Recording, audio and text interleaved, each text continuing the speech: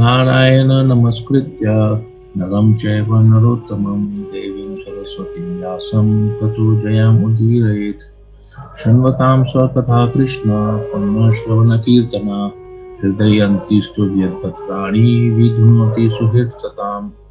नष्टप्रायेषु अभद्रेषु नित्यं भागवत सेवया भगवती उत्तम श्लोके भक्ति नैष्टिकी। पहला स्कंद दूसरा अध्याय श्लोक नंबर 3 आप लोग स्क्रीन पे देख पा रहे होंगे। यस्वानुभावम् अखिल श्रुति सारमेकम् अध्यात्म दीपम अतितितीर्षतां तमोन्धम् संसारिणां करुणयाः पुराण गुह्यम् तं व्याससूनुम् उपयामि गुरुं मुनीनाम्। यस्वानुभावम् अखिल श्रुति सारमेकम् अध्यात्म दीपम अतितितीर्षतां तमोन्धम् संसारिणां करुणयाः पुराण गुह्यम् तं व्याससूनुम् उपयामि गुरुं मुनीनाम्। ठीक है, तो इसको शब्दार्थ इसका पढ़ लेते हैं। यह जो स्व अनुभवम आत्म अनुभवी अखिल समस्त श्रुति वेदों का सारम सार निष्कर्ष एकम एकमात्र अध्यात्म दिव्य दीपम दीपक अतितितीर्षताम पार जाने की इच्छा से तम अंधम गहन अंधकार में भौतिक अस्तित्व संसारी नाम भौतिकतावादी मनुष्यों का करुणया अहेतु की कृपा से आह कहा पुराण वेदों के पूरक ग्रंथ गुह्यम अत्यंत गोपनीय तम उन व्याससूनुम् व्यासदेव के पुत्र को उपयामी नमस्कार करता हूँ। गुरु को मुनीनाम मुनियों के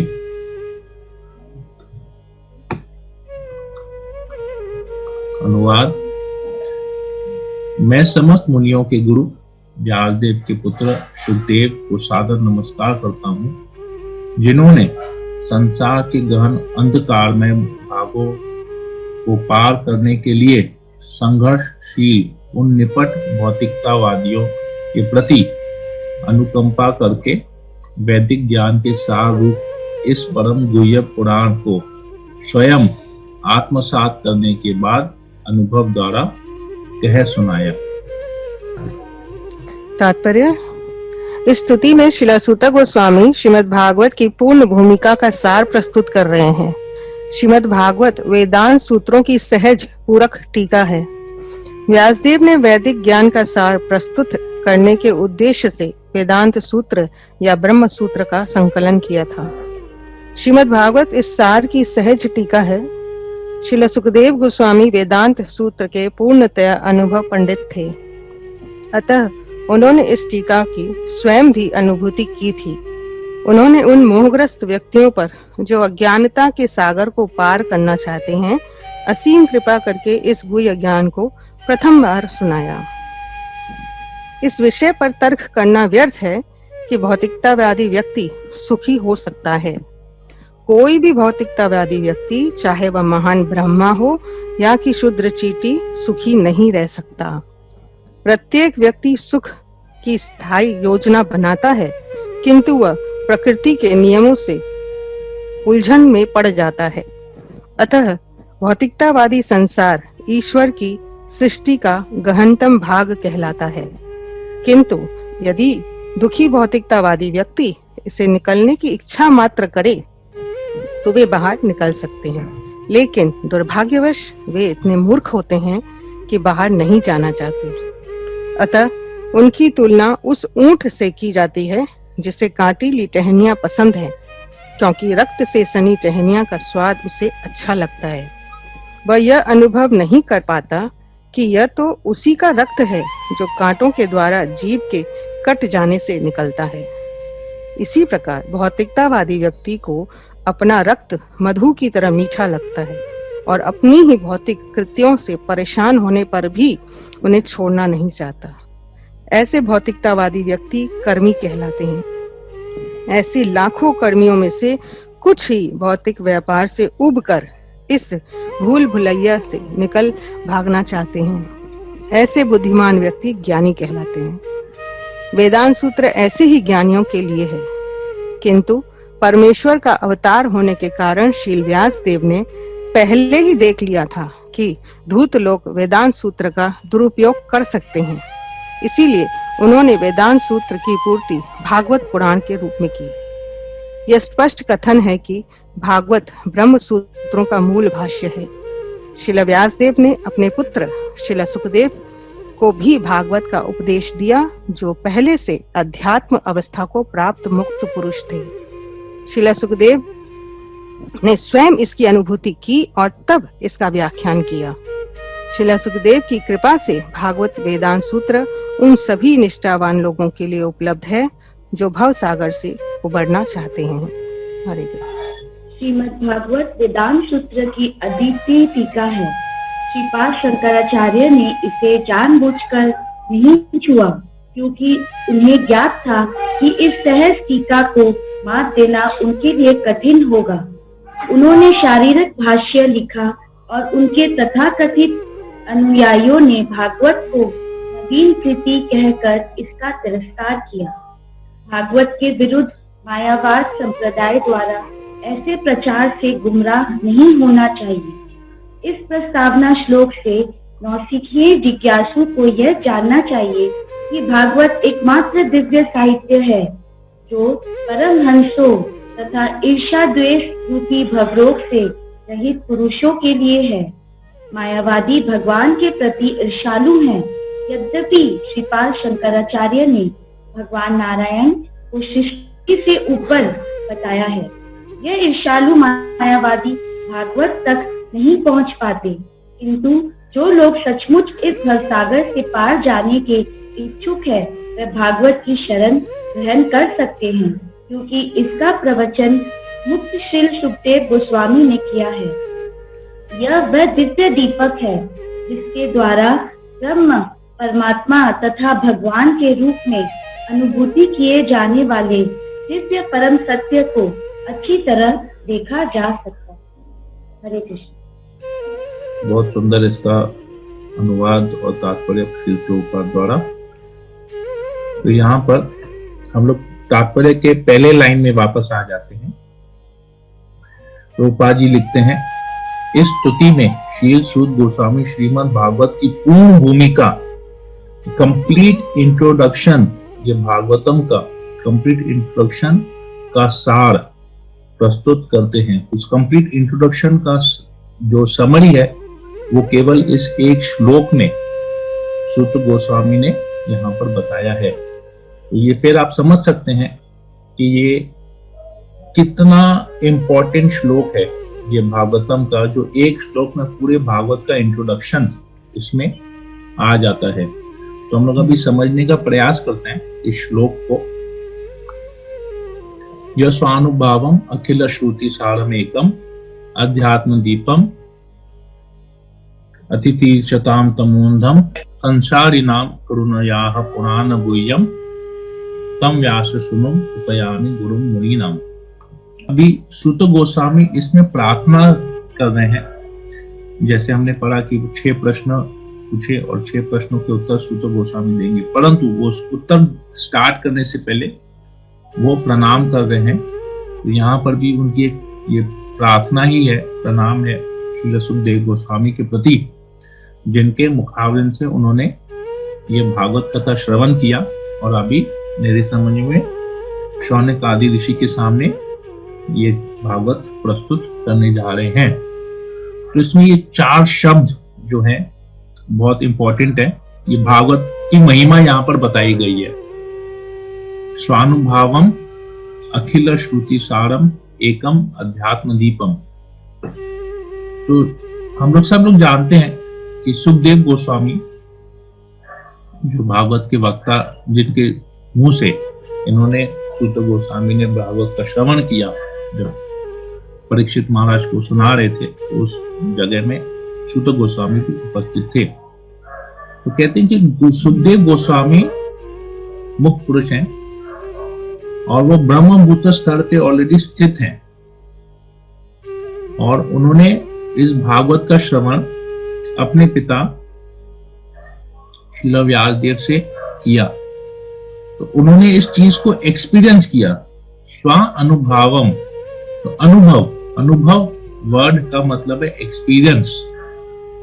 तो उन्होंने स्व अनुभव, सेल्फ एक्सपीरियंस, उन्होंने इसको एक्सपीरियंस किया, रियलाइज किया और फिर उन्होंने इसको सामने फिर कहा। तो उन्होंने अपने पिताजी से, पिताश्री से, श्रील व्यासदेव से इस भागवतम को सुना, श्रवण किया, एक्सपीरियंस किया। और किस प्रकार का एक्सपीरियंस किया, वो तो ऑलरेडी ब्रह्मभूत स्टेज पे थे, उनका तो हम देखते हैं कि किस प्रकार उनका जन्म हुआ और जन्म होते ही वो तुरंत जंगल की तरफ निकल गए। तो व्यासदेव ने, इसके पिछले वाले श्लोक में ही हमने पढ़ा था इसको, तो व्यासदेव अपने सर्वेंट्स को भेजते हैं और उनको वापस बुलाते हैं ताकि उनको वो भागवत का कथा सुना सके, भागवत श्रवण करा सके उनको। तो उन्होंने इसको एक्सपीरियंस किया। तो ये एक्सपीरियंस होना बहुत जरूरी है हमारे, अगर हम लोग अपनी जिंदगी में भी देखते हैं, अपने निजी जीवन में भी देखते हैं, तो हमारे पास अगर किसी चीज का एक्सपीरियंस होता है तो हम उस कार्य को अच्छी तरह से एग्जीक्यूट कर सकते हैं। तो श्रील प्रभुपाद के एक्सपीरियंस को भी हम लोग देखते हैं कि किस प्रकार श्रील प्रभुपाद जी ने भी इस भागवत को एक्सपीरियंस किया अपनी लाइफ में। इस जगत के दुखों को, कली के कलमश को उन्होंने भी देखा। अपने गुरु की आज्ञा को पालन करने के लिए जब वो विदेश, पाश्चात्य देश में गए, जलदूत में चढ़ के, तो उन्होंने वहां पर एक्सपीरियंस किया। उनको वहां पर हार्ट अटैक आया जब वो शिप में थे, फिर भी वो पूरी तकलीफ से 60 साल की उम्र में वो गए वहां पर प्रचार करने के लिए। देख सकते हैं उनका एक्सपीरियंस भी है। तो उन्होंने जिस चीज को एक्सपीरियंस किया, उन्होंने इस भौतिक जगत के अंधकार को एक्सपीरियंस किया, देखा, तो उसी हिसाब से उन्होंने जो है प्रचार भी वैसा किया और कितने सक्सेसफुल रहे। यहां तक कि मैं लेक्चर में सुन रहा था कि संन्यास आश्रम ग्रहण करने से पहले जब प्रभुपाद जी वृंदावन में थे तो उन्होंने कितने तकलीफ झेले। उन्होंने जो है वो वहां पर वृंदावन में राधा दामोदर मंदिर के पास में एक छोटी सी कुटिया में रहते थे और किस प्रकार उन्होंने अपने जीवन का यापन किया। वहां पर भागवतम की टीका कर रहे थे, जप करते थे और मधुकरी करते, अपने जीवन का गुजार कहते थे मधुकरी। मधुकरी मतलब घर घर जाके थोड़ा सा कुछ उनको मिलता था, उसी से ही डेली अपना जीवन जो है यापन करते थे। ये सब तकलीफें प्रभुपाद जी ने देखी, एक्सपीरियंस किया और इस एक्सपीरियंस को उन्होंने फिर यहाँ पर शेयर किया, भक्ति का प्रचार किया, पूरे विश्व में भक्ति का प्रचार किया ताकि लोग इस भागवत का आश्रय ले सके और भक्ति में आ सके और भगवत धाम जा सके। तो ये आता है स्वानुभवम। हम लोग भी देखते हैं, जैसे हम लोग अपने भौतिक जीवन में, मटेरियल लाइफ में भी देखते हैं, हम लोग जैसे बहुत जने यहाँ पर बिजनेस में हैं, कुछ सर्विस में, जो भी अलग अलग फील्ड में है। आज हम लोग अपने बिजनेस में भी या अपने जॉब में भी अगर हमको सक्सेसफुल होना पड़ता है तो हमको एक्सपीरियंस, अनुभव का जरूरत पड़ता है। और वो अनुभव हमको कैसे मिलता है? हम खुद सीखते हैं, हमको कोई सिखाता नहीं है। हम खुद अपनी डे टू डे डीलिंग्स में इसको अनुभव करते हैं, एक्सपीरियंस करते हैं और फिर उस हिसाब से अपने लाइफ को इम्प्रूव करते हैं। तो ये तो हमारे भौतिक जीवन हुआ, परंतु आध्यात्मिक जीवन इससे बहुत अलग है। यहाँ पर जो रियलाइजेशन होता है वो हमको भगवान की कृपा से होता है। हमारा तो प्रयास रहता है, पर साथ ही साथ हमको भगवान की कृपा भी मिलती है। तो यहाँ पर व्यासदेव कोई साधारण व्यक्ति नहीं है, सुखदेव गोस्वामी कोई साधारण व्यक्ति नहीं है। व्यासदेव तो भगवान के अवतार हैं और सुखदेव गोस्वामी जन्म से ही मुक्त पुरुष हैं, फिर भी उन्होंने इस चीज को एक्सपीरियंस किया, तो इनको उनके एक्सपीरियंस का जो लेवल है, अत्याधिक आनंद का जो लेवल है, वो बहुत ही ऊंचा है, बहुत उच्च कोटि का है। आगे देखते हैं अखिल श्रुति सारम। तो ये जो भागवत पुराण है, ये सारे शास्त्रों का सार है। इसकी तुलना किसी के साथ की भी नहीं जा सकती है, क्योंकि ये अपने लेवल पे बहुत ऊंचा सर्वश्रेष्ठ ये शास्त्र है। जिस प्रकार से हमने जब भागवत जब स्टार्ट किया था, तो रेतीर में हम आपने क्लास में बताया था, निगम कल्पतरोर गलितम फलम, ये क्या है? सारे शास्त्रों का जो है, जितने भी वैदिक शास्त्र है, निगम जो वैदिक शास्त्र जो कल्पत्रु वृक्ष के समान है। उस कल्पत्रु वृक्ष मतलब इच्छा, जो हम लोग जो भी इच्छा करते हैं, सारी इच्छाओं को पूर्ण करने वाला जो वृक्ष है, ये शास्त्र है। तो शास्त्रों को कल्पत्रु वृक्ष के समान तुलना किया गया है। और उस कल्पत्रु वृक्ष का गलितम फलम मतलब एकदम ripened fruit, ready to eat, उस फल में पूरी मिठास, एकदम 100% परफेक्ट फल जो होता है, उसको कहते हैं गलितम फलम। तो किस प्रकार, जैसे हम लोग आम के सीजन में देखते हैं मैंगो, जिसको किंग ऑफ फ्रूट्स कहते हैं, किस प्रकार एक राइपेंड आम, पूरा पका हुआ आम, हम जब उसको उसका रस आस्वादन करते हैं तो कितना मीठा लगता है एकदम। तो ये श्रीमद् भागवतम भी वही चीज है, अखिल श्रुति सारम।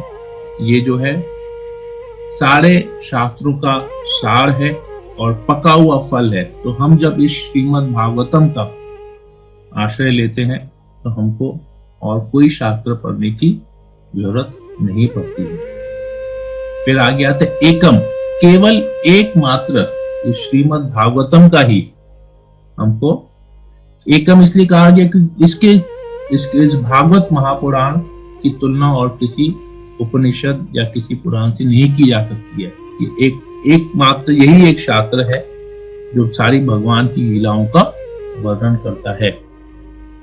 अध्यात्म दीपम, और ये क्या है? अध्यात्म दीपम मतलब ये एक, हम लोग जैसे इसमें पढ़ते हैं कि ये एक दिव्य प्रकाश पुंज है। अंतिम लास्ट लाइन में हम तात्पर्य का पढ़ते हैं, जिसके द्वारा ब्रह्म, परमात्मा एवं भगवान के रूप में अनुभूति किए जाने वाले दिव्य परम सत्य को भली भांति देखा जा सकता है। तो ये एक दीपक है।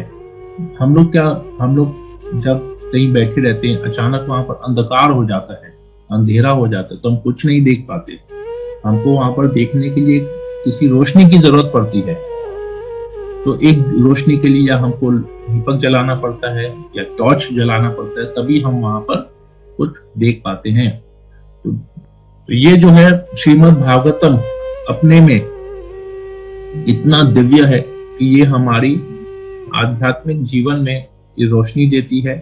अपने अस्तित्व के बारे में जान पाते हैं कि हम कौन है, भगवान कौन है, हमारा भगवान के साथ क्या रिलेशन है, और किस प्रकार भगवान क्यों यहाँ पर अवतरित होते हैं, हमको भगवान की लीलाओं से क्या शिक्षा मिलती है, और हमारा मनुष्य जीवन का असली मकसद जो है वो भगवत धाम जाके भगवान की सेवा करना है। ये 4 चीज यहाँ पर बताया गया है इसके लिए। आगे देखते हैं अति तीर्षताम तमोअंधम।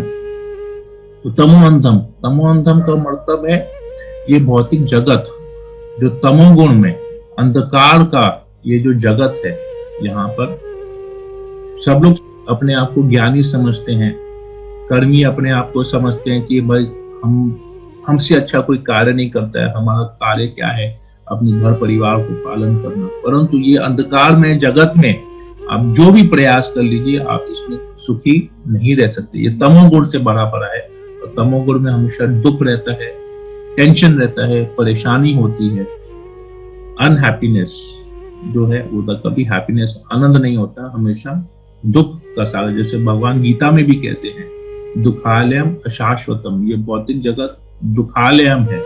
जैसे हम जानते हैं पुस्तकालय वो है जहाँ पुस्तक मिलती है, भोजनालय जहाँ भोजन मिलता है। ये भौतिक जगत दुखालय है, यहाँ केवल दुख मिलेगा।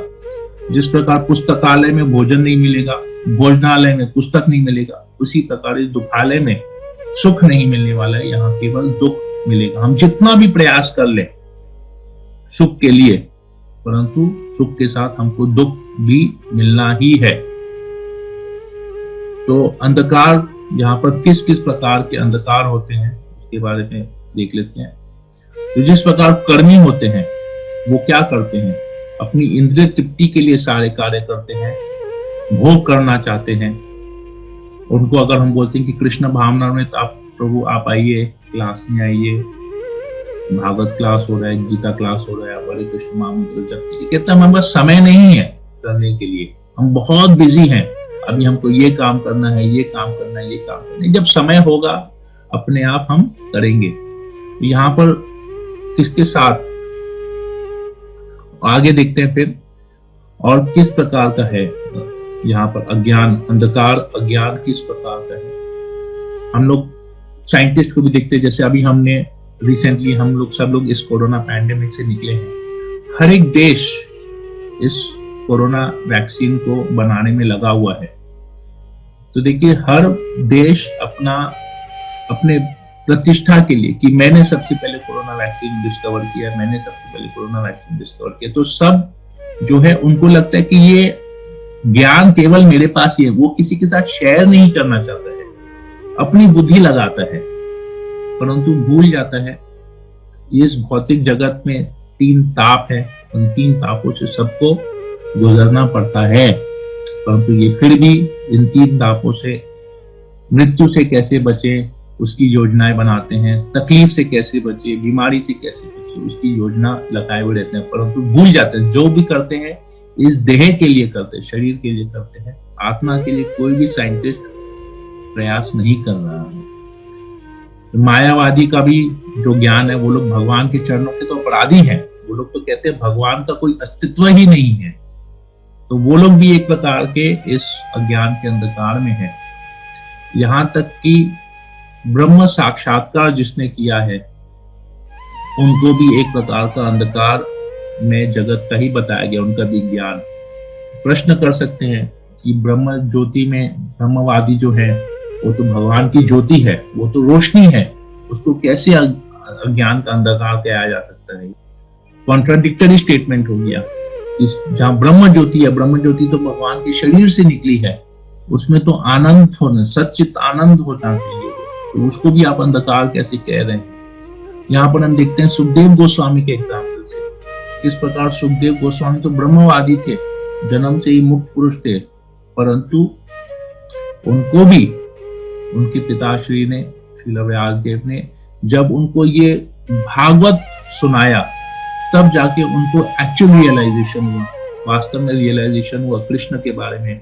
उनको इतना आनंद प्राप्त हुआ कि वो जाके भगवान के रियलाइजेशन स्टेज पे जाके पहुंचे। तो ये ब्रह्म ज्योति में भी जो है इसको भी अंधकार से, क्योंकि अगर ब्रह्म ज्योति अंधकार नहीं होता तो सुखदेव गोस्वामी इतना आनंद से सुन पाते, वो तो ऑलरेडी रियलाइज थे, फिर भी उन्होंने इतने आनंद से सुना कृष्ण की कथा, कृष्ण की लीलाओं के बारे में बताया। इसलिए कहते हैं कि श्रीमद् भागवतम बहुत स्पेशल है।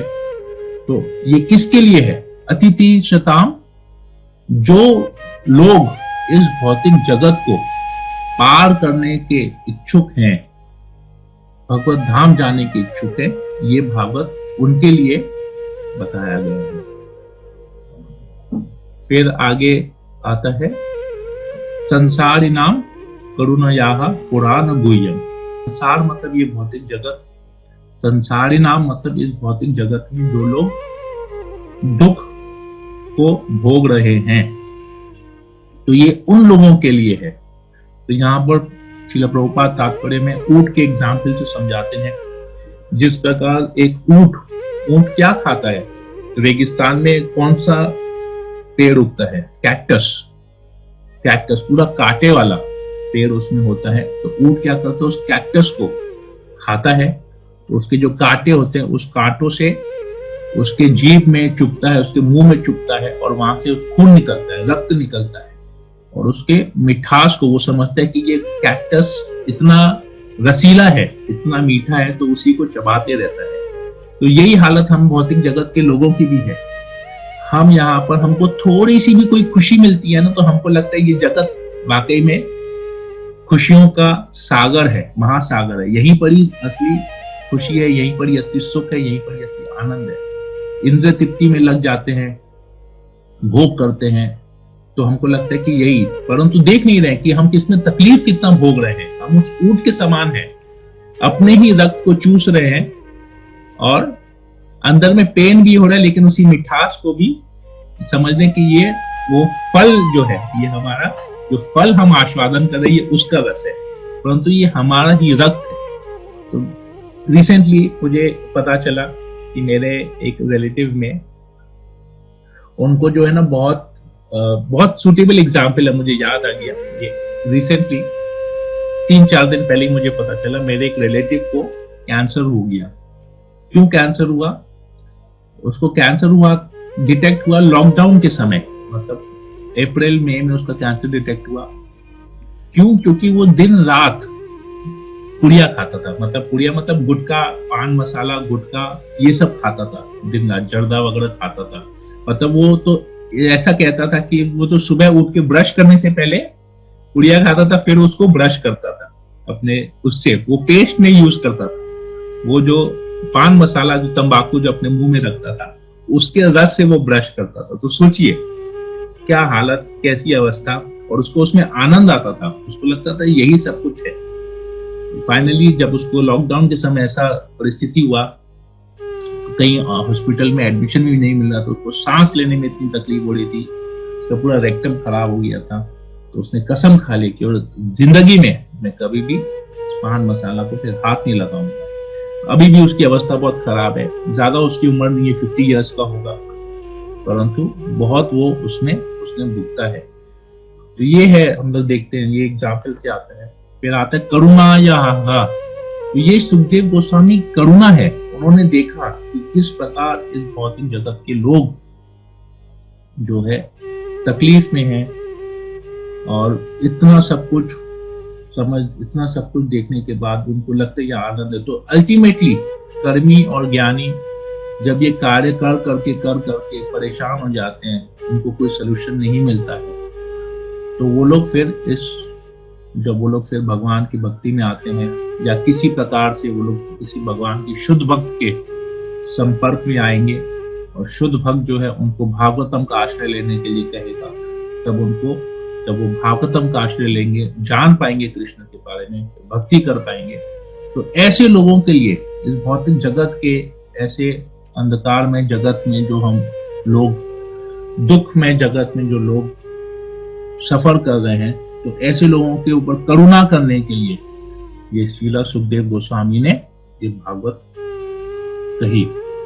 तो यही करुणा जो है हम देखते हैं, श्रीला प्रभुपाद का भी करुणा हम देख सकते हैं इसमें, कि सुखदेव गोस्वामी ने तो पूरा भागवत तो संस्कृत में कहा, तो प्रभुपाद जी की भी करुणा हम देखते हैं, किस प्रकार उन्होंने ये सारे ग्रंथों को, जितने भी ग्रंथ है सबको विभिन्न भाषाओं में इतनी सरलता से उसको ट्रांसलेट किया, ताकि हम इसको पढ़ पाए, इसके ऊपर क्लास कर पाए, इसके ऊपर चर्चा कर पाए। तो ये प्रभुपाद की भी करुणा हम देखते हैं यहाँ पर।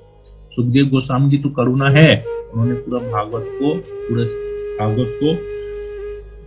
सुनाया इसका, पर प्रभुपाद जी ने उसको ट्रांसलेट किया अपने तात्पर्यों से, अनुवाद से, तात्पर्य से इतना सरल बना दिया, सब लोकल लैंग्वेजेस में इसको अवेलेबल किया। तो यही करुणा हम लोग देखते हैं पूरी परंपरा में। मैं बीच में परम पूजनीय जयपताका स्वामी गुरु महाराज का एक ग्लोरिफिकेशन लेक्चर सुन रहा था, तो उसमें बता रहे थे कि गुरु महाराज पहले जैसे बाहर ट्रैवल करते थे बहुत, तो ट्रैवल करने से पहले वो दिल्ली जाते थे, दिल्ली में अपना चेकअप करवाते थे। तो वहां के दिल्ली के जो डॉक्टर हैं, उन्होंने गुरु महाराज को बोला कि Swami ji, you need rest, आपको रेस्ट करना चाहिए, आपका जो शरीर है इसमें प्रॉब्लम है, आपको रेस्ट करना चाहिए, आप क्यों इतना ट्रैवल करते हैं।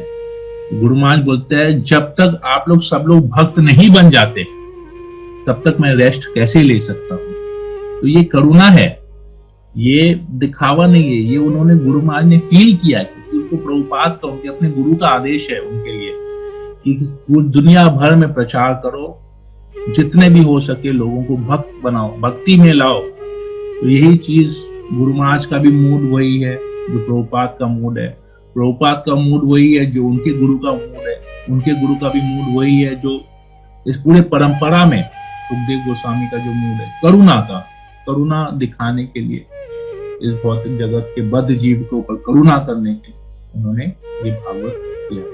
तो पुराण गुह्यम, ये अत्यंत गुह्यम ज्ञान है, मोस्ट कॉन्फिडेंशियल नॉलेज है। ये जो कॉन्फिडेंशियल नॉलेज जो होता है लोग जल्दी से किसी के साथ शेयर नहीं करना चाहते हैं, परंतु ये करुणा ही है, लोगों के प्रति, बद्ध जीवों के प्रति करुणा है, जिसकी वजह से ये कॉन्फिडेंशियल नॉलेज हम लोगों को मिला है। तो यहाँ पर अंतिम लाइन में, श्लोक के अंतिम लाइन में प्रणाम करते हैं, तम व्यास सुनु।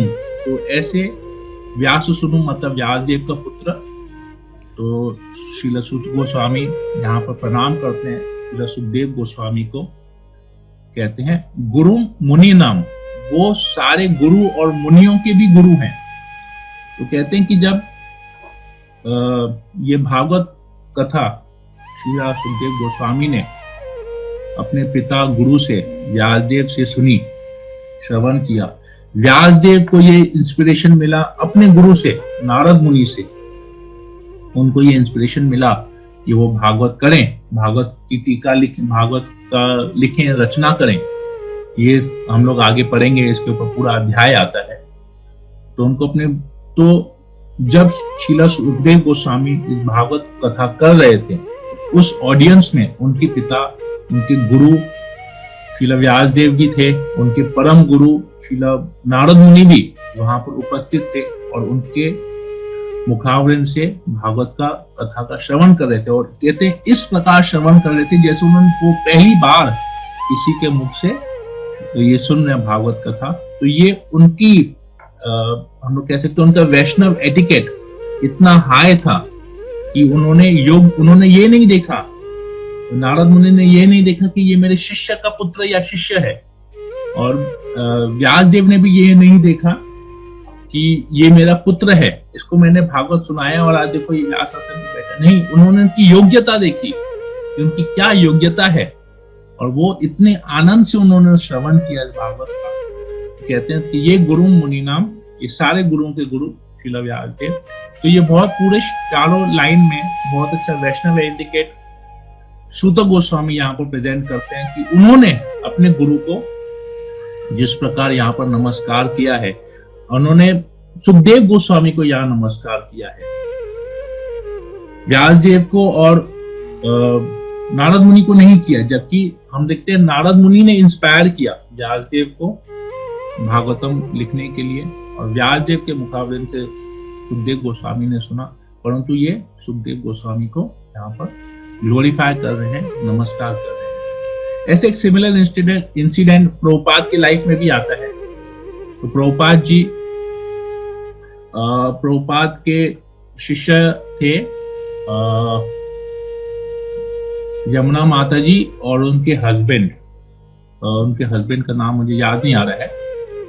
वो लंदन गए थे, तब लंदन का टेम्पल का ओपनिंग हो रहा था। लंदन ईश्वर जो टेम्पल भक्ति वेदांत मेनर, उसका जो है ओपनिंग हो रहा था। तो तब की बात है, वहां के जो ब्रिटिश म्यूजियम में गए, तो वहां पर उन्होंने श्रील भक्ति विनोद ठाकुर के कुछ राइटिंग्स उन्होंने वहां पर देखा, और वो श्रील भक्ति विनोद ठाकुर के राइटिंग्स को देख के, टीकाओं को पढ़ के उनको बहुत आनंद आया। उन्होंने मन ही मन में सोचा कि ये तो बहुत मतलब बेस्ट है, श्रील भक्ति विनोद ठाकुर की तो राइटिंग बेस्ट है, इससे अच्छा राइटिंग किसी का हो ही नहीं सकता है। तो फिर उन्हीं दिनों की बात है, वो फिर सुबह 2-3 दिन बाद सुबह को प्रभुपाद के साथ मॉर्निंग वॉक पे जा रहे थे। तो प्रभुपाद जी तो गुरु हैं, परम गुरु हैं, सबके हृदय को जानते हैं। तो उन्होंने उनसे पूछा कि आप भक्ति विनोद ठाकुर के बारे में आपका क्या राय है, उनकी टीकाओं के बारे में। तो ये तो सोच में पड़ गया कि प्रभुपाद अचानक इसको कैसे पूछे, तो बोले क्या उत्तर दूं। तो फिर सोच के बोले प्रभुपाद भक्ति विनोद ठाकुर के राइटिंग सेकंड बेस्ट है, आपका राइटिंग एकदम बेस्ट है। कैसे अपने गुरु के सामने बोलेंगे? ठीक है कि आपका राइटिंग बेस्ट है और उनका राइटिंग सेकंड बेस्ट है। बोले नहीं, Bhakti Vinod Thakur is the best, he has to be the best. तो ये क्योंकि वो हमको सबको इंस्पायर किए हैं। अगर भक्ति विनोद ठाकुर का इंस्पिरेशन नहीं होता, अगर भक्ति विनोद ठाकुर का विजन नहीं होता कि मायापुर में एक इतना बड़ा मंदिर बनना चाहिए, मैं कैसे इसके ऊपर काम कर सकता?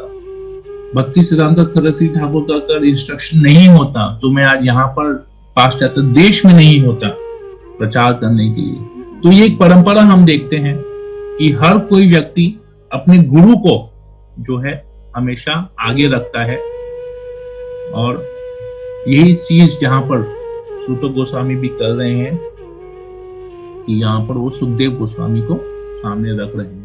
तो यहाँ पर हम लोग इसको कंक्लूड करते हैं। तो हम देखते हैं हमने इस कंक्लूजन में आज क्या पढ़ा। एक बार मैं फटाफट इसको समरी कर देता हूँ। हमने सुखदेव गोस्वामी की करुणा के बारे में पढ़ा। यहाँ पर उनकी कृपा जो है हमारे समक्ष श्रीमद् भागवतम के रूप में प्रकट हुई है। उनकी करुणा और उनकी कृपा, अहेतु की कृपा, हम लोग भागवतम के रूप में उनकी कृपा को ग्रहण कर सकते हैं।